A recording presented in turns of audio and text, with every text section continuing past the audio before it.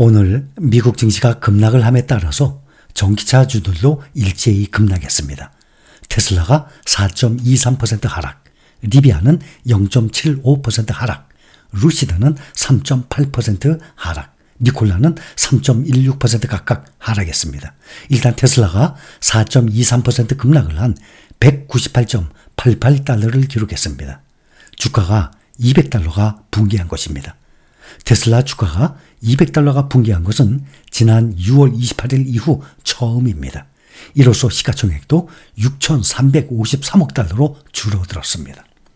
지난달 31일 연준은 기준금리를 동결해서 시장에서는 경기 침체가 닥쳤는데 연준이 금리 인하 시점을 놓친 것 아니냐라는 불안감이 확산되고 있는 것입니다. 미국 CNBC는 경제에 대한 우려와 연준의 느린 듯한 대응 그리고 기업 실적에 대한 우려가 시장을 끌어내렸다라고 분석을 하고 있습니다. 이 여파는 아시아 증시에도 불어닥쳐서 일본, 한국, 대만 등의 아시아 증시 대표 지수들이 1987년 10월 발생한 세계 증시 폭락 사태인 블랙 먼데이를 연상시킬 만큼 크게 폭락했습니다.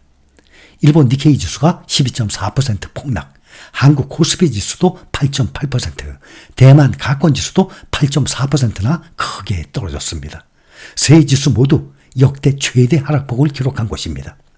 세계 증시의 폭락은 지난 2일 발표된 미국의 7월 실업률이 시장 예상치보다 0.2% 높은 4.3%를 기록한 게 주요 기폭제가 된 것입니다.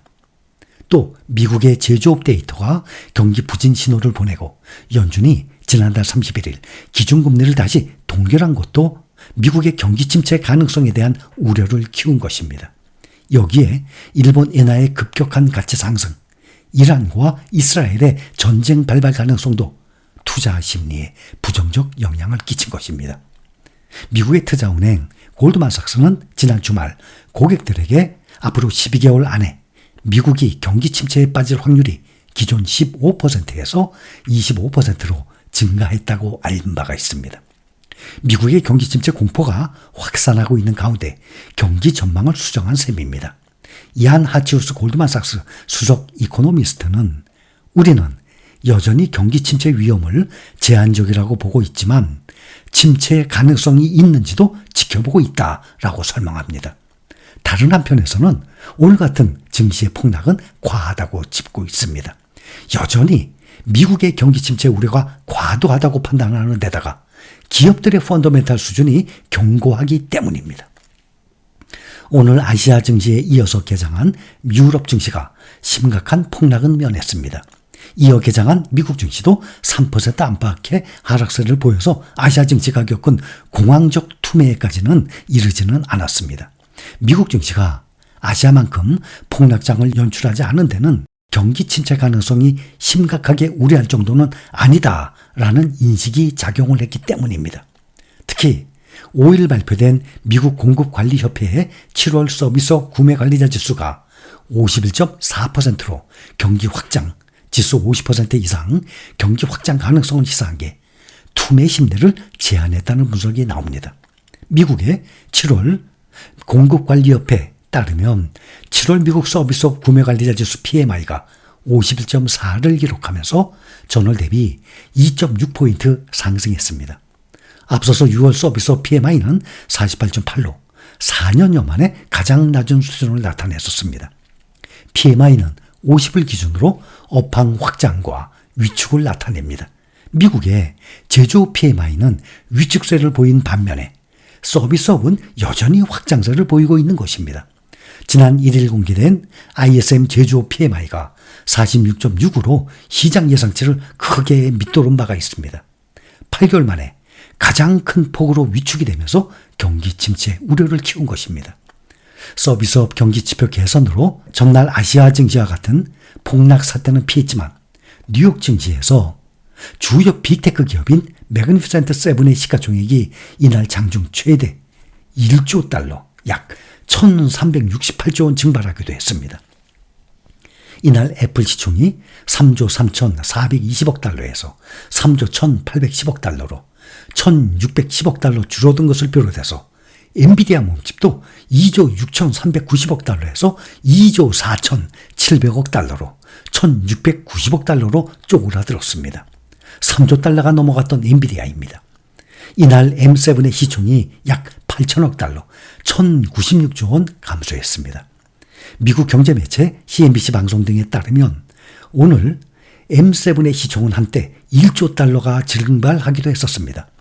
이는 현재 애플 시가총액 3조 1,950억 달러의 약 3분의 1에 해당하는 규모입니다. 시장의 공포심리를 간접적으로 나타내는 공포지수도 팬데믹 이후 4년여 만에 최대치로 치솟았습니다.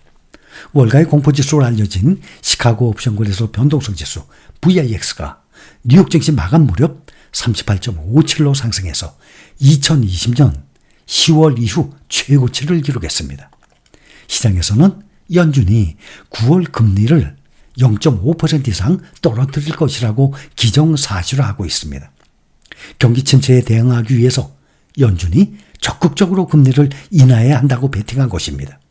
시장에서는 9월 연준이 금리를 0.5% 내릴 확률을 85.5%를 반영하고 있습니다. 전날에는 74%에서 지금 10% 이상 올라간 것입니다. 11월 금리가 현재보다 0.75% 내릴 확률은 52%, 또 1% 떨어질 확률도 40.3%에 달합니다. 미국의 대표적인 증시 강세론자로 꼽히는 미국의 펜실베니아대 와튼스쿨의 제러미 시겔 교수가 미국 연방준비제도가 고용시장 하강에 대응해서 0.75% 규모의 기준금리 긴급 인하에 나서야 한다고 촉구했습니다. 시겔 교수는 미국 CNBC 방송 인터뷰에서 미국 기준금리는 현재 3.5에서 4%에 있어야 한다라면서 이처럼 말한 것입니다.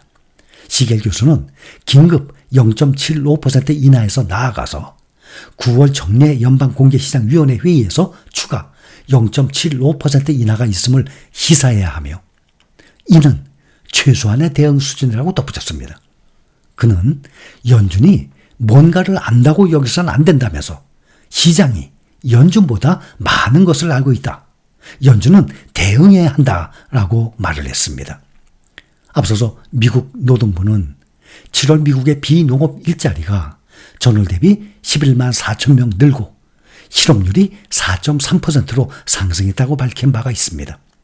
평균 수준을 크게 밑돈 고용 증가세와 예상 밖 실업률 상승으로 미국 경기가 애초 예상했던 것보다 빠른 속도로 식어가고 있는 것 아니냐라는 우려가 확산을 하고 있습니다.